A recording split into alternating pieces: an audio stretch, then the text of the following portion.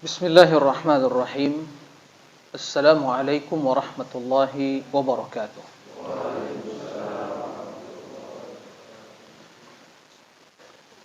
Alhamdulillah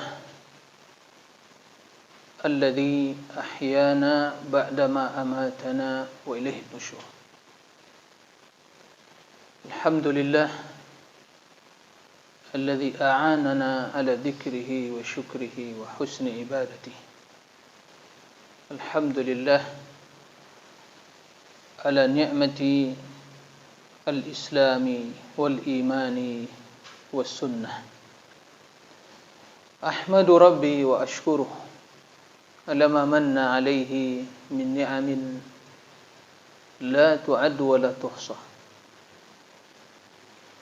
Ashhadu an la ilaha illallah wahdahu la sharika lah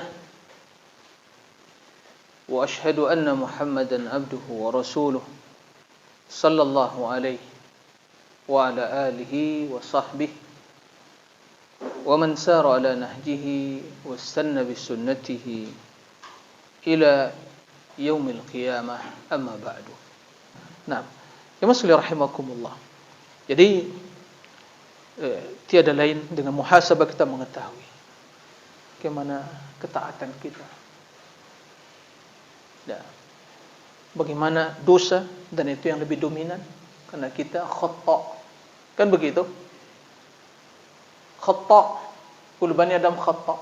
Setiap manusia ini banyak melakukan kesalahan. Kemudian ada satu hal yang perlu diperhatikan dalam muhasabah ini. Juga kata Imam Ibnu Qayyim rahimahullah, muhasabah ini ya dibangun di atas sebuah prinsip, perlu diperhatikan. Ya, insyaallah bila ini kita pahami akan menjadi pintu kebaikan bagi kita. Ya, dan selamatnya kita dari berbagai sifat-sifat kesombongan dan ujub, bangga dengan diri kita. Ya, apa kata beliau? Jadi dibangun di atas prinsip apa? Su'udzon bin nafsi. Nah, kita harus berpersepsi negatif terhadap diri kita. Kok begitu, Ustaz? Berprasangka jelek kepada diri kita. Kalau kepada orang lain, saudara kita harus berprasangka baik, ya. Harus seperti itu. Nah, tapi kepada diri kita kita harus berprasangka jelek. Tapi tatkala kita berprasangka baik pada diri kita, udah hancur kita. Udah bisa dipahami? Udah ya? Alhamdulillah. Karena kalau seorang berprasangka kepada dirinya, dia akan mengatakan, saya orang yang baik. Saya telah berbuat. Siapa kita? Maka kita tidak akan pernah mengenal kekurangan diri kita, tidak akan pernah mengenal kesalahan kita, tidak akan pernah keterbatasan kita, karena mereka telah baik. Nah, maka muncul sifat apa? Ujub, takabbur, ta'ali 'alan nas, merasa lebih baik dari manusia, sombong. Maka dia tidak akan pernah mengevaluasi, apalagi mengupgrade, karena telah merasa telah baik. Nah, tapi sesama kaum muslimin kita harus berprasangka baik. Nah, maka su'udzon bin nafs, lianna husnudzon bin nafsi yamna'u min kamalit tabtish, kata beliau.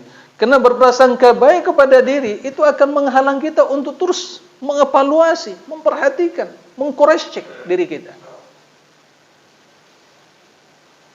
Nah, sementara kekurangan kita, keterbatasan kita, dosa kita, ya, ibadah, ketaatan yang kita lakukan, pertama karunia siapa?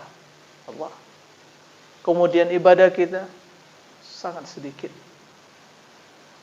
Ya, bersama dengan itu juga sangat rendah kualitasnya. Betul? Nah, bukan, kita akui saja. Enggak perlu merasa. Itulah kondisi kita. Maka dengan introspeksi tadi kita akan merasakan hal itu. Nah, sehingga dengan dia berprasangka baik, dia akan mengetahui. Kalau dia berprasangka baik pada dirinya, dia akan menilai kejelekan dia itu kebaikan. Padahal kejahatannya banyak. Sehingga kata beliau, "Fayaral masabi' mahasin." Dia melihat kejelekan suatu kebaikan. Wal uyub kamalan, kekurangan suatu kesempurnaan. Dan waridha al-'abdi bi ta'ati dalilun ala husnil dhanni bi nafsi.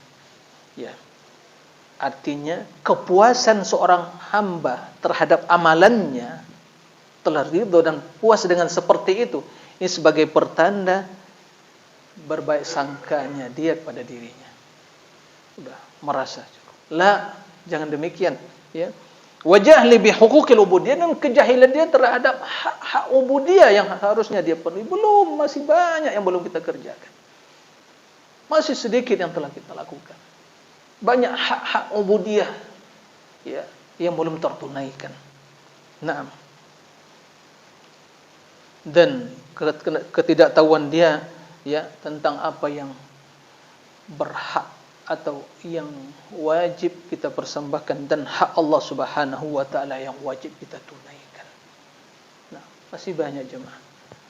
Baik dari sisi ma'rifah kepada Allah, dari sisi amaliyah, dan hal yang lain. Ini tentu luas sekali pembahasannya. Oleh karena itu kita harus melakukan muhasabah. Maka beruntunglah, bahagialah, kata Nabi sallallahu alaihi wasallam, orang yang selalu muhasabah an-nafs. Ya.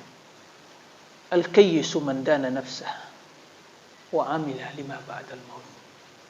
Wal ajizu man atba'a nafsahu hawa wa tamanna 'ala Allahil aman. Orang yang bahagia, orang yang cerdas, orang yang bijak, dia yang selalu muhasabah dan nafsa, ditanya, diperhatikan. Ya. Bagaikan dia dalam bisnis dunianya, di akhir tahun biasanya tutup buku akan dilihat beberapa keuntungannya berapa persen, atau berapa keuntungan, berapa kerugian, omset dalam satu tahun. Kan begitu. Sehingga dia bisa mengevaluasi, melakukan hal-hal untuk meningkatkan omsetnya atau keuntungannya, untuk minimalisir kerugian tadi. Betul demikian? Betul enggak? Yang berbisnis kan tahu itu, dalam dunia seperti itu. Nah, apalagi bisnis akhirat, tijarah akhirah. Maka kita membutuhkan yang namanya mengevaluasi setiap hari. Maka setiap hari sebelum tidur, sebelum memejamkan mata, tanyalah diri kita masing-masing. Sembari melengkapi zikir-zikir, doa yang diajarkan sebelum tidur tadi. Nah, jika itu dilakukan, insyaallah seorang hamba akan selalu dalam kebaikan. Nah, jemaah sekalian rahimakumullah. Kemudian kata Nabi SAW, wal ajiz, orang yang lemah, orang yang pandir, orang yang merugi, atba'a nafsahu hawa, mengikuti, jiwanya hanya mengikuti hawa nafsunya. Itu yang tadi disampaikan, mengikuti hawa nafsu, karena hawa nafsu diikuti, dan tidak hendaknya berangan-angan kepada Allah. Adapun tadi yang cerdas, yang bijak, yang bahagia tadi, dia muhasabah, kemudian beramal. Muhasabah, kemudian tidak dengan amal juga tidak ada manfaatnya. Muhasabah tapi tidak diamalkan, tidak. Tapi muhasabah yang bermanfaat, sebagaimana kata Nabi, dana nafsa wa amila lima ba'dal maut. Muhasabah dirinya, kemudian dia beramal. Ini tujuan dari muhasabah tadi, agar kita beramal, bertakwa tadi, taqullah tadi. Nah, sehingga perintah muhasabah berada di antara dua amalan, ketaatan, takwa dan takwa. Wattaqullah wal tanzur nafsu ma qaddamat lighadin wattaqullah. Itulah amalan. Jadi, nah, itu yang harus diperhatikan dalam muhasabah. Kemudian Yang pertama sekali yang harus muhasabah tentang ketaatan yang wajib yang diperintahkan oleh Allah. Bagaimana dengan sholat 5 waktu kita?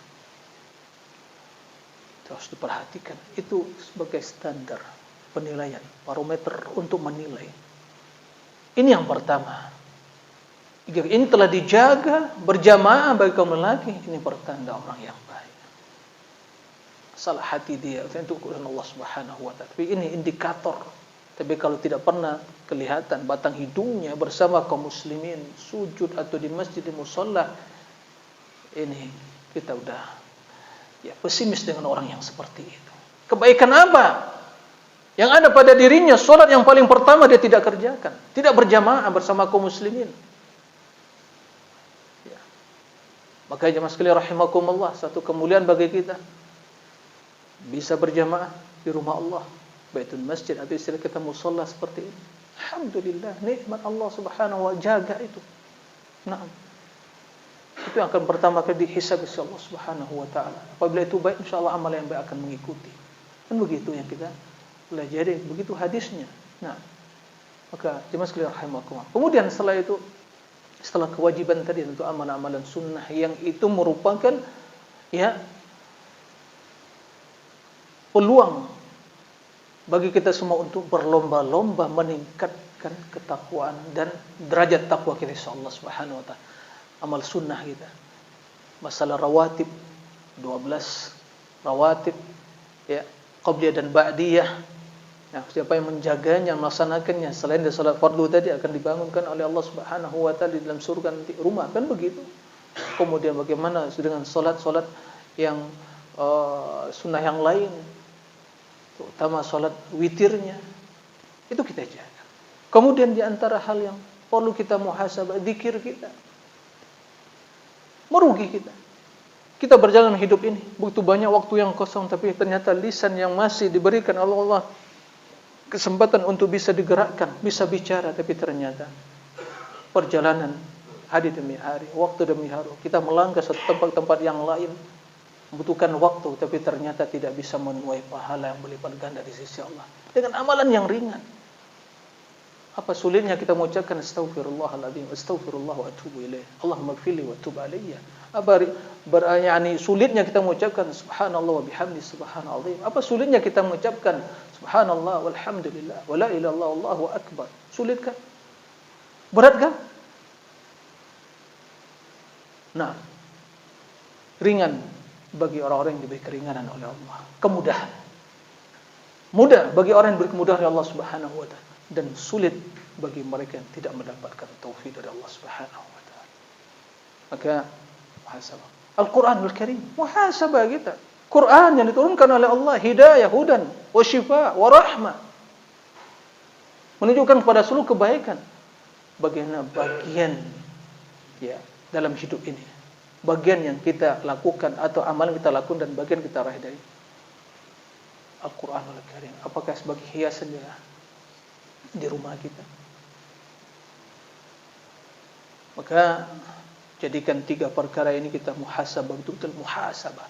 Salat wajib 5 waktu, salat fardu, berjamaah. Kemudian yang kedua qiraatul Quran. Yang ketiga zikrullah. Orang yang tidak zikir kepada Allah perbandingan seperti orang yang hidup dengan orang yang mati. Yang tidak zikir kepada Allah seperti ikan yang hidup di daratan, tidak pernah merasakan ketenangan. Doa wa dzikir, amal yang sangat dicintai oleh Allah. Nah, meringan. Nah, oleh karena itu perbanyaklah berzikir kepada Allah. Yang sangat ringan. Tidak perlu harus menunggu berjamaah dulu, harus dikomandoi. Kalau begitu kapan kita mandiri beramal? Pada amalan yang ringan, kapan saja. Di rumah, dari rumah ke kantor, dari rumah ngantar anak ke sekolah, ya kan? Tempat kita bekerja, duduk, bisnis dagang sambil mungkin pelanggan datang bisa mengucapkan astagfirullah enggak? Bisa. Subhanallah wa bihamdihi. Tapi enggak perlu teriak. Kenapa? Kita zikir bukan untuk manusia. Kecuali zikrun nas, ya kan? Wahai si fulan, kan begitu. Teriak-teriak. Ini zikrullah. Allah qaribun yasma. Maka tatkala Nabi SAW suatu perjalanan, para sahabat berzikir di atas untanya, ya, sambil mengeraskan suara. Kata Rasul, irba'u ala anfusikum, kasihani diri kalian. Ya. Kasihani diri kalian. Karena kalian akan sampai dengan seperti itu. Teriak-teriak, berzikir enggak.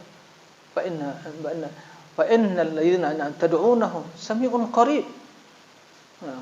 Aqrab ila ahadikum min 'unuqi rahilati. Yang kalian seru, yang kalian puji, yang kalian sanjung sangat dekat. Sangat dekat. Qarib, mendengar. Nah. Bukan yang jauh. Karena yang jauh itu biasa kita akan teriak, ya si fulan, kan begitu berteriak kan? Itu manggil yang jauh. Tapi kalau Allah dekat, payunadi. Makanya para nabi pernah teriak-teriak dalam berzikir. Makanya para disebut inna darabbahu nidaan khafiyya. Jadi dalam berzikir itu hukum asalnya lah disembunyikan, jangan teriak-teriak. Begitu. Karena kita bukan berzikir memperdengarkan kepada manusia, tapi hanya berzikir kepada Allah, dan kita menyeru Allah maka dengan nida, bukan dengan apa, nidaan khafiyya. Nah itu. Maka itu dimuhasabah. Jemaah sekalian rahimakumullah, permasalahan ini sangat penting sekali untuk kita bahas dalam menjadi perhatian kita semua, dan yang demikian itu akan menjadi sebab ya diringankannya hisab kita di akhir kelak. Kata Umar bin Khattab radhiyallahu anhu, hasibu anfusakum qabla an tuhasabu wazinuhu qabla an tuzanu. Naam. Wazinuhu qabla an tuzanu. Hisablah diri kita, muhasabah diri kita di dunia ini sebelum kita nanti akan dihisab, masing-masing dihisab. Ada dua hisab, hisaban yasir, hisabal munaqashah. Orang yang beriman yang diberikan kitab di sebelah kanan mereka, amman utiya kitabahu bi yamin fa sawfa yuhasabu hisaban yasira. Hisab yasir, tahukah kita makna hisaban yasir? Hisab yang dimudahkan oleh Allah, diringankan oleh Allah, yaitu diperlihatkan masing-masing dosa kita, catatan amalan kita, kemudian dilautkan oleh Allah. Nah, ini dahulu saya tutup maksiat dan dosa tersebut, tidak saya beberkan, kata Allah, kemudian sekarang saya maafkan, maka selamat. Adapun munaqashah itu yang ditanyakan satu persatu dan ya tidak dimaafkan. Itu namanya munaqashah. Sehingga dalam hadis disebutkan man nuqishal hisab halak. Siapa yang ya betul-betul ya hisabnya secara detail, dihisab, ditanya satu persatu, ya, maka dia akan celaka. Nah, kemudian wazinu qabla an tuzanu, timbang-timbanglah amalan kita sebelum kita ditimbang. Nah, kita akan ditimbang, amalan akan ditimbang, catatan amalan akan ditimbang. Ini tiga perkara akan ditimbang di akhirat. Nah, kemudian wa ista'iddu liyaumil ardil akbar yawma tu'raduna 'ala Allah la takhfa minkum khafiyah. Persiapkan diri kalian akan dihadapkan kepada Allah Subhanahu wa taala pada yaumul qiyamah, yang tidak akan tersembunyi sedikit pun dari amalan kalian kepada Allah Subhanahu wa taala. Fa innahu ahwanu lakum bil hisabi yaumal qiyamah an tuhasibu anfusakum fid dunya, atau kama qala Umar bin Khattab radhiyallahu anhu. Akan lebih ringan nanti hisabkan di akhirat kelak apabila di dunia kalian menghisab diri kalian, yaitu muhasabah diri kalian. Ini di antara faedah dari muhasabah. Nah, jemaah sekalian rahimakumullah, itulah yang mungkin bisa disampaikan pada kesempatan yang mulia ini.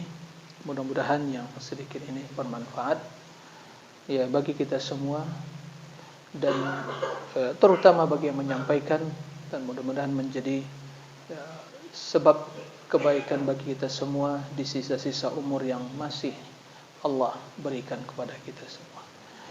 Demikian ya, tidak ada pertanyaan ya kan?